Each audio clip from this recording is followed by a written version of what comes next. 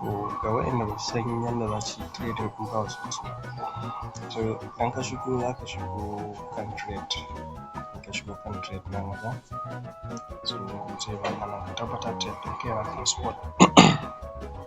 Nan wajen ba zai nuna muku pulse ba, so za ka yi click a kan nan kan sunan, zai baku option kamar haka sai ka shiga ka yi searching pulse.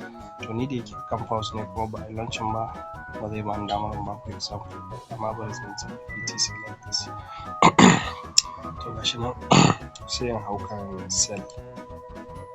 Wajen limit ɗin nan ka maida shi ya koma market, sai ka zuge nan wajen, that's mean 100% na abin da kake da za ka siyar, sai ka danna kan sell. To da yake bani da wannan ɗin shi yasa ba zai sayar ba, kana danna kan sell shi kenan zai sayar, kuɗin ka zai koma dala, shi kenan ka gama. So shi ma Bitget in ka zo dai kan trading za ka hau, a nan wajen ka taɓa sai ka yi searching pulse, idan ka yi searching pulse sai ka hau kan sell, nan wajen ka tabbata yana kan market, sai nan ka ja ya zama 100% sai ka danna sell. Nan good ka gama, kana danna sell zai zama dala.